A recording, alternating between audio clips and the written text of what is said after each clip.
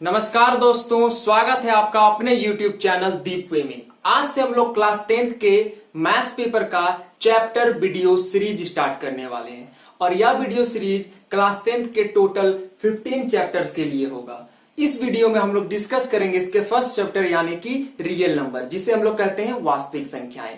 तो वास्तविक संख्याएं क्या होता है? ब्रह्मांड में विद्यमान सभी संख्याओं का संग्रह वास्तविक संख्याएं कहलाता है, यानी कि प्राकृत संख्याएं, पूर्ण संख्याएं, पूर्णांक, परिमेय संख्याएं, अपरिमेय संख्याएं, अभाज्य संख्याएं, विभाज्य संख्याएं, ऋणात्मक संख्याएं, धनात्मक संख्याएं, सम संख्या, विषम संख्या, यानी कि जितनी भी संख्याओं को आपने आज तक पढ़ा और देखा है, इन सारे संख्याओं को जब हम लोग एक जगह मिला देंगे तो हमें मिल जाएगा वास्तविक संख्याएं।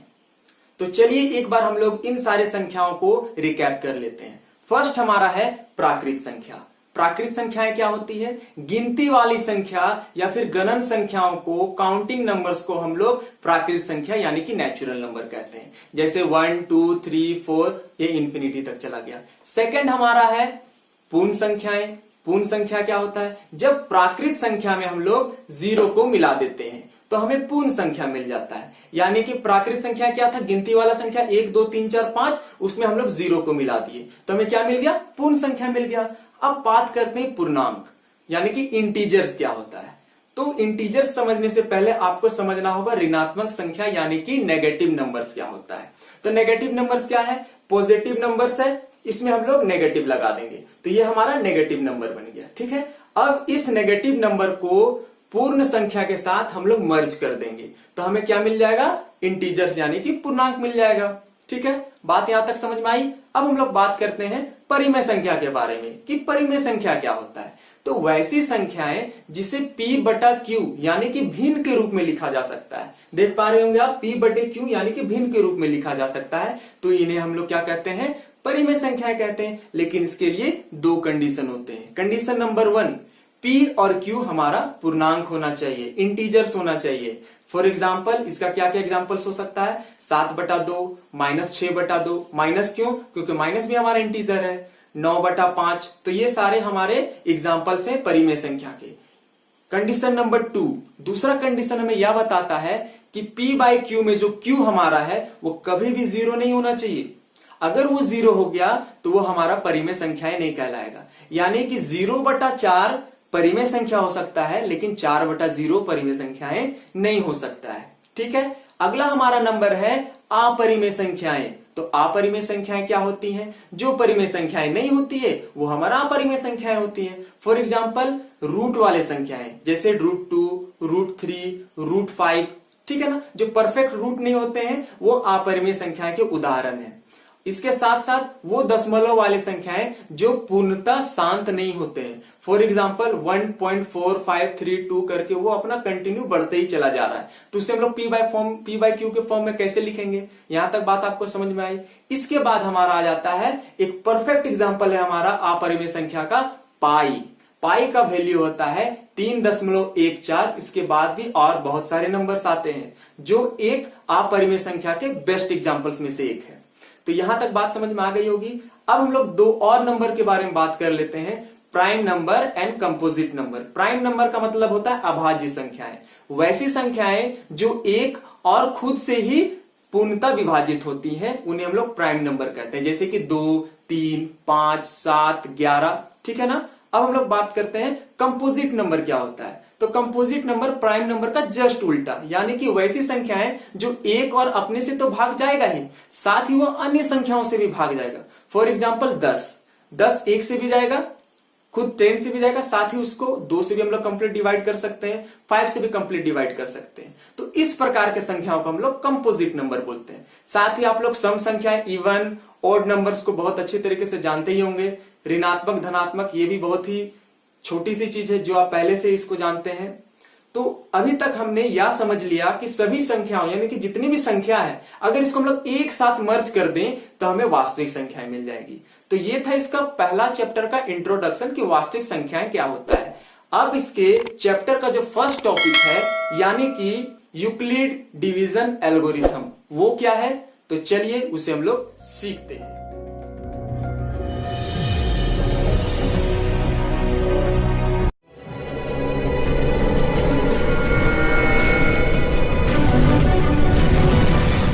तो यहां तक हमने क्लास 10th के पहले चैप्टर यानी कि वास्तविक संख्याएं क्या होता है उसे बहुत ही अच्छी तरीके से समझ लिया।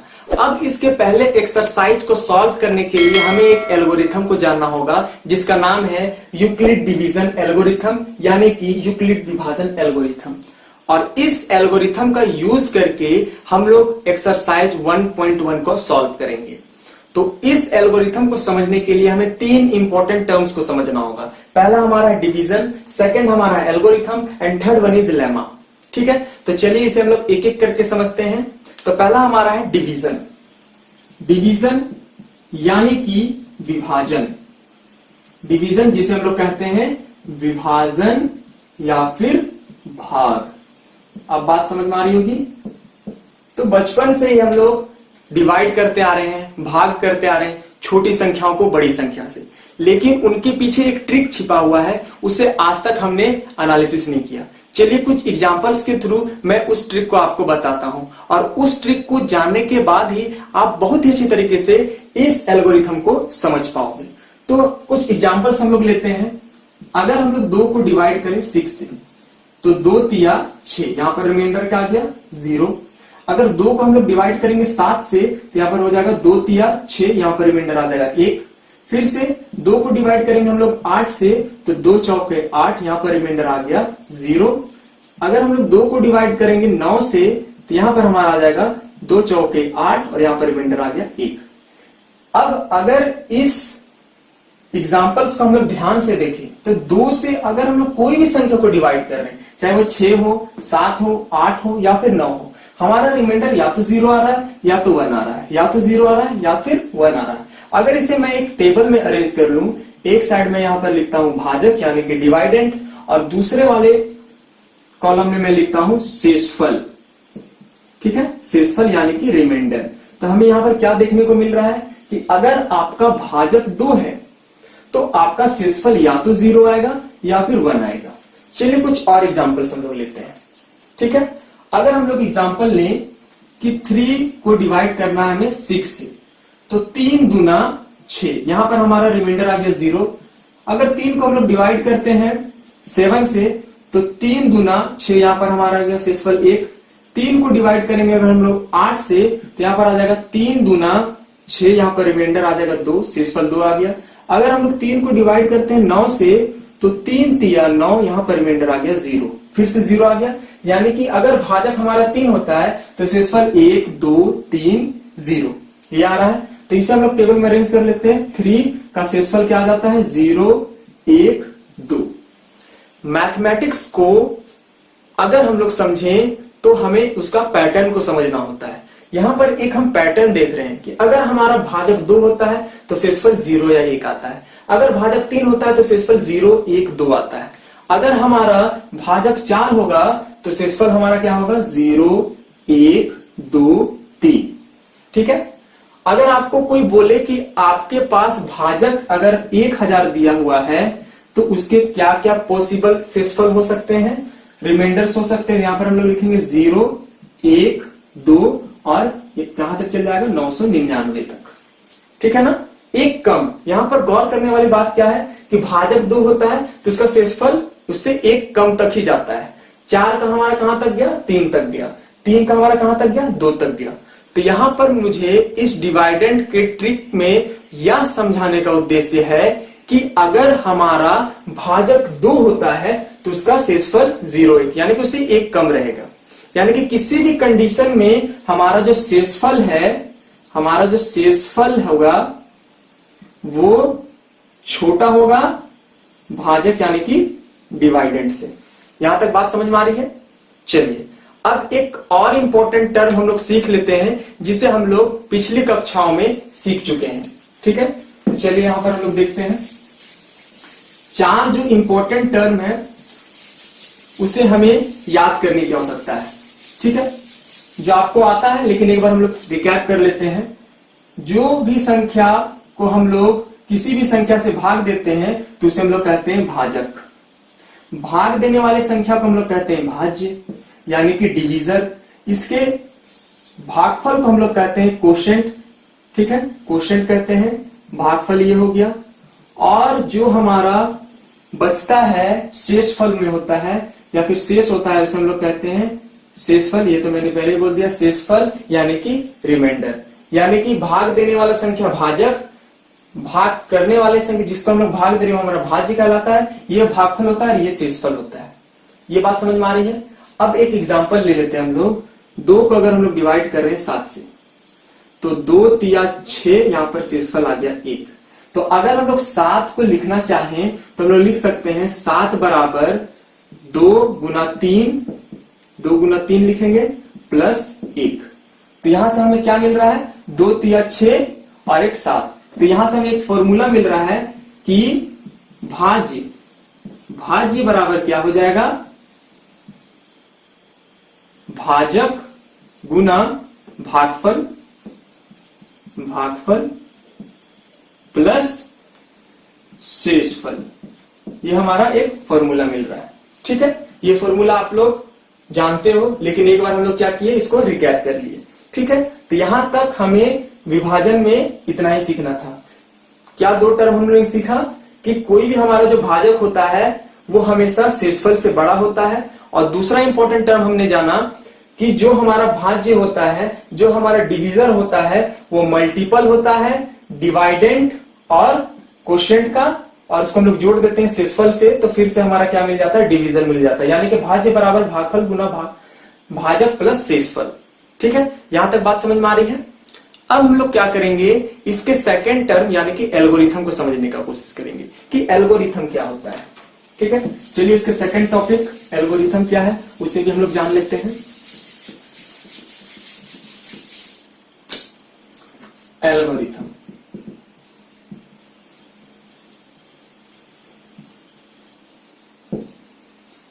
एल्गोरिथम तो एल्गोरिथम अगर मैं साधारण भाषा में बोलूं तो एक स्टेप वाइज प्रोसेस होता है किसी भी प्रॉब्लम को सॉल्व करने का। एल्गोरिथम क्या है, एक स्टेप वाइज प्रोसेस है जिससे हम लोग कोई भी प्रॉब्लम का सॉल्यूशन फाइंड करते हैं। फॉर एग्जांपल, अगर मैं आपको एक एग्जांपल देता हूं, एक प्रॉब्लम देता हूं कि आपको चाय बनानी है, तो आपके पास स्टेप वाइज इसका सॉल्यूशन है। पहला क्या आपका स्टेप होगा, गैस ऑन करना है। दूसरा स्टेप पानी उबालना है। तीसरा स्टेप उसमें चाय पत्ती डालना है, चीनी डालना है, दूध डालना है, फिर उसको उबालना है और तब जाकर के आपका चाय बन जाएगा। यानी कि आपके पास मैंने एक प्रॉब्लम दिया और आप उसे स्टेप वाइज क्या किए, सॉर्ट आउट कर लिए, उसको सॉल्व कर लिए। तो इसी को हम लोग एल्गोरिथम कहते हैं। यानी कि मैथमेटिकल टर्म में बोला जाए तो एल्गोरिथम एक स्टेप वाइज प्रोसेस होता है जिससे हम लोग किसी भी प्रॉब्लम का सॉल्यूशन फाइंड करते हैं। बात क्लियर हो पा रही है। तीसरा हमारा टर्म है लेमा। लेमा या फिर लीमा, दोनों हम लोग प्रोनाउंस करते हैं, लीमा या फिर लेमा। ठीक है, तो लेमा क्या है, लेमा एक स्टेटमेंट होता है। ठीक है, ध्यान से सुनिए, लेमा एक प्रूव्ड स्टेटमेंट होता है जिसकी सहायता से हम दूसरे स्टेटमेंट को प्रूव करते हैं। एग्जाम्पल एकदम समझ में आ जाएगा आपको। अगर मान लीजिए सूरज पूर्व की दिशा से उगता है, तो हमारे पास एक स्टेटमेंट है कि सूरज पूर्व दिशा से उग रहा है। अब इस स्टेटमेंट का यूज करके हम लोग ये बोल सकते हैं कि सूरज पश्चिम दिशा में अस्त होगा। तो यहां पर हमने पहले स्टेटमेंट का यूज किया, हमें पता है, हम नोन है कि सूर्य हमारा, हम लोग देखते हैं प्रूव्ड है, और ये स्टेटमेंट भी करेक्ट है कि ये हमारा पूर्व दिशा से उग रहा है, और इसी स्टेटमेंट का यूज करके हम लोग ये बोल रहे हैं कि पश्चिम दिशा में डूब रहा है। या फिर दूसरा एग्जांपल हम लोग ले सकते हैं कि अगर ये वाला दिशा हमारा दक्षिण है तो इसके विपरीत क्या होगा, उत्तर होगा। ठीक है, तो एक स्टेटमेंट का यूज करके हम लोग दूसरे स्टेटमेंट को क्या कर रहे हैं, फाइंड कर रहे हैं। यहां तक क्लियर हो पा रही होगी बात। अब हमें क्या करना है, इस एल्गोरिथम को समझना है। ठीक है, एल्गोरिथम क्या है, यूक्लिड डिवीजन एल्गोरिथम। अब क्या होगा, एल्गोरिथम मतलब हम लोग समझ गए एक स्टेप वाइज प्रोसेस होगा। किसके द्वारा दिया गया है, यूक्लिड ग्रीक मैथमेटिशियन के द्वारा दिया गया है। किस पर बेस्ड है, डिवीजन के पर बेस्ड है, यूक्लिड डिवीजन एल्गोरिथम। अब ये एल्गोरिथम किसके लिए दिया गया था, तो ये एल्गोरिथम दिया गया था एचसीएफ फाइंड करने के लिए। किसे फाइंड करने के लिए, एचसीएफ फाइंड करने के लिए। ये एचसीएफ क्या होता है, चलिए इसे भी हम लोग समझ लेते हैं। पिछली कक्षाओं में हम लोग एचसीएफ के बारे में पढ़ चुके हैं, लेकिन एक बार रिकैप कर लेते हैं कि एचसीएफ आखिर होता क्या है। ठीक है ना। तो HCF इसका फुल फॉर्म होता है हाईएस्ट कॉमन फैक्टर, यानी कि महत्तम समापवर्तक, ठीक है ना। महत्तम समापवर्तक हाईएस्ट कॉमन फैक्टर, यहां पर आ रहा है कॉमन फैक्टर। कॉमन होने के लिए हमें 2 या 2 से अधिक नंबर चाहिए होगा, तभी तो हम लोग कॉमन निकालेंगे। फैक्टर का मतलब होता है गुणनखंड, ठीक है। लेकिन इसे मैं और साधारण भाषा में बोलूंगा। कॉमन मतलब हमें समझ में आ गया कि जहां पर 2 नंबर्स के बारे में बात हो रहा है, 2 या 2 से अधिक नंबर के बारे में, तो 2 या 2 से अधिक नंबर का HCF वह संख्या होती है, ठीक है। 2 या 2 से अधिक नंबर का HCF एक संख्या होती है, ठीक है, एक संख्या ही होगी। इसके लिए इसके पास 2 गुण होने चाहिए। पहला गुण कि यह जो संख्या होगा इन 2 संख्याओं को या फिर ये 3 संख्याओं को पूरा पूरी डिवाइड कर दे, मतलब पूरा पूरी विभाजित करे। और दूसरा वो संख्या सबसे बड़ी संख्या होनी चाहिए, ठीक है। चलिए एक एग्जांपल लेते हैं। मान लीजिए आपके पास 2 संख्या है, एक 10 और एक 15। मैंने पहला गुण क्या बताया HCF बनने के लिए? पहला गुण ये है कि आपको ये दोनों नंबर को पूरा पूरी विभाजित करना होगा। तो कौन कौन से ऐसे नंबर हैं? पहला 1 और दूसरा 5। और कोई भी ऐसा नंबर नहीं है जो इन दोनों नंबर्स को कंप्लीटली डिवाइड कर दे, ठीक है ना। एक देंगे 10, 1 को 15 से भाग देंगे, 15 इसका भागफल हो जाएगा, तो ये भी कंप्लीट डिविजिबल हो जाएगा। और 5 दूना 10, 5 तिया 15, ठीक है ना। 10 को अगर लेते हैं तो 10 से ये डिवाइड तो हो जाएगा कंप्लीटली, लेकिन 15 नहीं होगा। यहां तक बात समझ में आ रही है? तो यहां पर हमें 2 ऐसे नंबर मिल गए जो इसे कंप्लीट डिवाइड कर रहे हैं, लेकिन एक और इसमें गुण होना चाहिए, वो कि वो सबसे हाईएस्ट होना चाहिए। तो यहाँ 1 और 5 में हाईएस्ट कौन है? 5 है। तो इसलिए इसका HCF क्या हो जाएगा? 5 हो जाएगा। यानी कि किसी भी 2 या 2 से अधिक नंबर का HCF बनने के लिए आपके पास 2 गुण होने चाहिए। पहला, आपको वो दोनों संख्याओं को कंप्लीट डिवाइड करना पड़ेगा, और दूसरा आपको सबसे बड़ी संख्या होनी पड़ेगी। तो आपको HCF समझ में आ गया होगा। अब हम लोग बात करेंगे Euclid division algorithm to find HCF। मतलब HCF फाइंड करने के लिए यूक्लिड डिवीजन एल्गोरिथम क्या है, यानी कि आपके पास 4 स्टेप्स होंगे, ठीक है। तो अभी हम लोग 4 स्टेप्स को देखेंगे और उसी के साथ इसके एक्सरसाइज 1.1 को सॉल्व करते जाएंगे, ठीक है। तो चलिए सीखते हैं। तो यहां पर देख पा रहे होंगे आप, इसके बाईं ओर मैंने यूक्लिड विभाजन प्रमेयिका को अरेंज किया हुआ है और यूक्लिड विभाजन एल्गोरिथम को लिखा है, और साथ ही इसके दाहिनी ओर एक्सरसाइज 1.1 का पहला क्वेश्चन, निम्नलिखित संख्याओं का HCF ज्ञात करने के लिए यूक्लिड विभाजन एल्गोरिथम का प्रयोग करें। तो चलिए सबसे पहले हम लोग यूक्लिड विभाजन लेमा यानी कि प्रमेयिका क्या होती है, और यूक्लिड विभाजन एल्गोरिथम यानी कि वो स्टेप वाइज प्रोसेस क्या है उसे समझ लेते हैं। तो यूक्लिड विभाजन प्रमेयिका यानी कि लेमा एक स्टेटमेंट होता है, यानी कि धनात्मक पूर्णांकों a और b के प्रत्येक युग्म, यानी कि मान लीजिए a और b हमारा कोई युग्म है, ठीक है ना। तो उसके लिए वो स्टेटमेंट क्या है? a is equal to B Q plus C, ठीक है। a is equal to B Q plus C, जहां पर q और r हमारा भागफल और शेषफल है। हमने एक फॉर्मूला जस्ट इससे पहले देखा था कि भाजक बराबर भाज्य गुना भागफल प्लस शेषफल। जस्ट हमने इस फॉर्मूले को देखा था, ठीक है ना। तो यहां पर a हमारा क्या है? भाजक है, b हमारा क्या है? भाज्य है, q हमारा भागफल है, r हमारा शेषफल है, ठीक है। अब मैंने आपको क्या बताया था? जो भी हमारा भाज्य होता है, जो भी हमारा भाज्य होता है वो हमेशा क्या होता है? भाज्य यानी कि b क्या होगा? r यानी कि शेषफल से क्या होगा? बड़ा होगा। ये तो पहला कंडीशन है कि r हमारा छोटा होगा b से, लेकिन r क्या क्या हो सकता है? 0 हो सकता है, 1 हो सकता है, 2 हो सकता है, कहीं तक भी जाए, लेकिन वो b से क्या रहेगा? छोटा ही रहेगा। तो यहाँ पर हम लोग लिख रहे हैं कि r 0 के बराबर या फिर b से छोटा है। तो ये स्टेटमेंट समझ में आ रही होगी आपको। तो ये एक स्टेटमेंट है जिसका यूज हम लोग प्रश्नावली के अन्य क्वेश्चंस को सॉल्व करने में करेंगे, ठीक है ना। अब हमें इस क्वेश्चंस को सॉल्व करने के लिए यूक्लिड विभाजन का एल्गोरिथम यूज करना है। तो एक साइड आपका एल्गोरिथम अरेंज किया हुआ है, इस साइड हम लोग इसके क्वेश्चंस को हल करते जाएंगे, जिससे हमारा एल्गोरिथम और क्वेश्चन दोनों क्लियर हो पाएगा। एक बार हम लोग डिटेल में देख लेते हैं कि इस क्वेश्चंस को कैसे हल किया जाता है, आपका परफेक्शन आ जाएगा तो आप इसे और ही स्पीड में या फिर जल्दी ही बना पाओगे। तो चलिए सबसे पहले हम लोग इसके कॉन्सेप्ट को समझते हैं। तो यहां पर आपको 135 और 255 का HCF फाइंड करना है। क्या फाइंड करना है? HCF फाइंड करना है। पहला स्टेप हमें बताता है बड़ी संख्या को भाज्य यानी कि A और छोटी संख्या को भाजक यानी कि B लेना है। ठीक है ना। तो यहां पर लिखेंगे हम लोग माना, ठीक है, A बराबर, A हमारा क्या है? छोटी संख्या है, A हमारा बड़ी संख्या, सॉरी। तो यहां पर लिखेंगे A बराबर 225 और B बराबर 135। क्यों? क्योंकि ये हमारा B क्या बनेगा? हमारा भाजक बनेगा, और भाजक हमेशा क्या होता है? छोटा होता है हमारा भाज्य से। देखिए यहां पर ये हमारा क्या है? A है यानी कि भाज्य है, और ये हमारा भाजक है। तो भाजक हमेशा छोटा है हमारा किससे? भाज्य से। ठीक है ना। तो ये हमारा बात आ जाता है। चलिए, तो A और B हमने मान लिया। दूसरा, यूक्लिड विभाजन प्रमेयिका का प्रयोग करके भागफल और शेषफल निकालना। यूक्लिड विभाजन प्रमेयिका यानी कि लेमा का यूज करना है। तो ये हमारा लेमा है ना। तो इसे तो हमें क्या करना है? A और B को इस फॉर्म में अरेंज करना है। तो इसके लिए हम लोग क्या करते हैं? इसे नॉर्मल डिवाइड करते हैं, यानी कि 135 को हम लोग 255 से डिवाइड करते हैं। तो यहां पर आ जाएगा 135 का 135। ठीक है। तो ये आ गया हमारा 0,9। तो इसे हम लोग यूक्लिड विभाजन में कैसे लिख सकते हैं?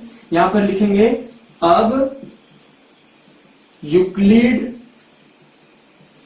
विभाजन प्रमेयिका से, ठीक है ना, प्रमेयिका यानी कि लेमा से। ठीक, ये हो गया। अब इसे हम लोग कैसे लिख सकते हैं? 255 बराबर हो जाएगा A इज इक्वल टू 135 गुना 1 प्लस 90। बात समझ में आ रही है? ये हमारा लेमा की तरह हम लोग इसको लिख लिए। तीसरा स्टेप क्या कहता है? यदि शेषफल शून्य हो तो भाजक वांछित HCF होगा। यदि हमारा ये जो हमारा शेषफल है ये अगर शून्य हो जाता तो ये हमारा जो भाजक था वो हमारा HCF हो जाता, लेकिन यहां पर ये तो नहीं हुआ। तो चौथा हमारा कंडीशन क्या कहता है? यदि शेषफल शून्य ना हो, ठीक है, यदि शेषफल शून्य ना हो तो शेषफल को नया भाजक, शेषफल को हमको क्या करना होगा? नया भाजक बनाना पड़ेगा। शेषफल को हम लोग नया भाजक बना लिए, ठीक है, और भाजक को भाज्य, ये जो भाजक है ना इसको हम लोग क्या करेंगे? भाज्य बना लेंगे। ठीक है। यानी कि इसको हम लोग ऐसे समझ सकते हैं कि अगर हमारा 0 नहीं आया हमारा शेषफल तो ये हमारा क्या हो जाएगा? शेषफल से भाजक बन जाएगा, और ये भाजक क्या हो जाएगा? हमारा भाज्य बन जाएगा। तो यहां पर 90 और ये 135, और इसको ये मान लेना है, मानकर यूक्लिड विभाजन प्रमेयिका का प्रयोग करके पुनः Q और R यानी कि पुनः भागफल और शेषफल ज्ञात करना है। तो फिर से हम लोग इसको यूज करेंगे। तो 90 का 90, फिर से हमारा क्या आ गया? 45। ठीक है, फिर से 45 आ गया। इसको हम लोग लिख लेंगे 135। सबसे पहले हम लोग इसका क्या लिखते हैं? भाजक लिखते हैं। भाजक बराबर क्या होता है हमारा? ये quotient, sorry, dividend into quotient plus remainder. फिर देखिए हमारा रिमाइंडर क्या है? 0 नहीं है। फिर से हमारा शेषफल शून्य नहीं है। फिर हम लोग क्या करेंगे? इसी शेषफल को क्या मान लेंगे? नया भाजक मान लेंगे। नया भाजक मान लेंगे, और जो हमारा क्या होगा? भाजक होगा, उसको हम लोग क्या मान लेंगे? उसको हम लोग क्या मान लेंगे? भाज्य मान लेंगे। तो ये हो गया हमारा। अब इसको हम लोग यहां पर लिख लेते हैं 45 और 90। तो 45 दूना 90, ये हमारा कैंसिल कहने का मतलब शून्य आ गया। तो यहां पर इसको कैसे लिख सकते हैं? ये हमारा आ जाएगा 90 बराबर 45 गुना 2 प्लस 0। अब यहां पर देखिए R हमारा क्या आ गया? शून्य हो गया। R देख पा रहे होंगे आप, R हमारा शून्य हो गया है। तो अब हम लोग लिखेंगे अतः HCF ऑफ, इसको हम लोग का लिखने का टेक्निक है HCF 135 और 255 बराबर क्या हो जाएगा? 45। ठीक है ना। क्या हो जाएगा हमारा? 45, ये हमारा हो गया आंसर। ठीक है, तो इसको हम लोग इस तरीके से सॉल्व कर सकते हैं। यहाँ पर 2 लिख करके ये हमारा 90, ये 0 आ गया।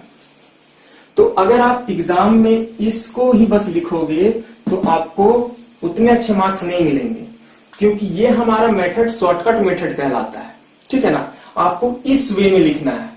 ठीक है ना, तो इससे आपका स्टेप बाय स्टेप ये यूक्लिड विभाजन एल्गोरिथम भी क्या हो रहा है, प्रयोग हो रहा है, और इसके साथ हमारा जो आंसर आना चाहिए वो भी रिक्वायर्ड एचसीएफ मिल रहा है। तो इसको हम लोग को सॉल्व करना है। बात समझ में आ रही है?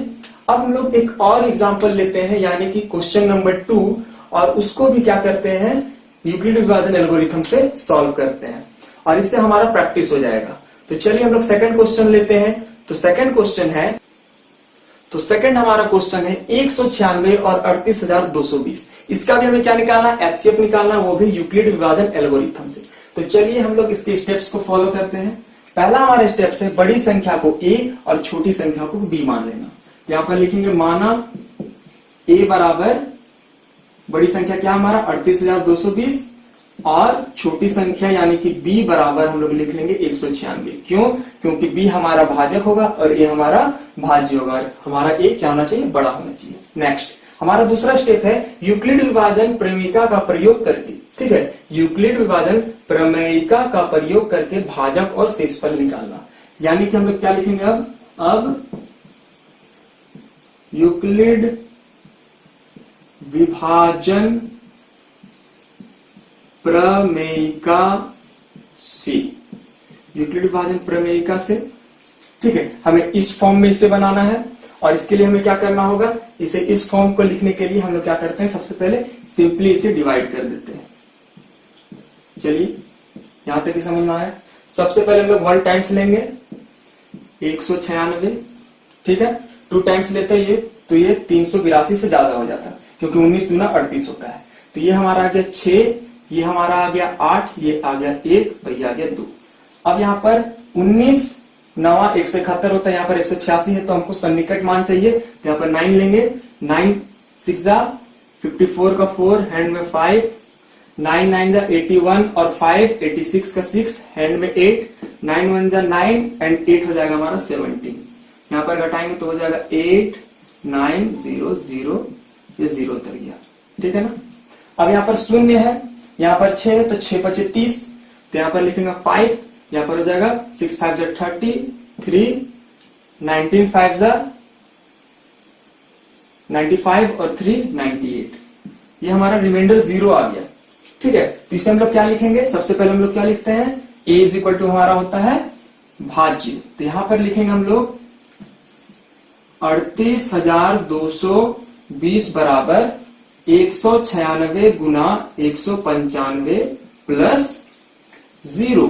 यहां पर देख पा रहे होंगे आप, आपका रिमाइंडर पहले ही टर्म में 0 आ गया। यदि शेषफल शून्य हो तो भाजक वांछित एचसीएफ होगा। तो यहां पर डायरेक्ट लिखेंगे, अतः एचसीएफ ऑफ कितना 196 और 3220 बराबर कितना आ गया हमारा 196। तो ये आपका हो गया एचसीएफ। ठीक है, तो इस प्रकार से हम लोग को क्या करना है, क्वेश्चंस को सॉल्व करना है। तो थर्ड नंबर क्वेश्चन आपके लिए होमवर्क है, इससे आप यह आइडेंटिफाई कर पाओगे कि यूक्लिड विभाजन एल्गोरिथम को आपने कितना समझा। इसके अगले वीडियो में हम इसके सेकंड नंबर क्वेश्चंस को हल करेंगे, जिसके लिए हम यूक्लिड विभाजन प्रमेयिका का यूज करेंगे। तो इस वीडियो में बस इतना ही। धन्यवाद, जय हिंद।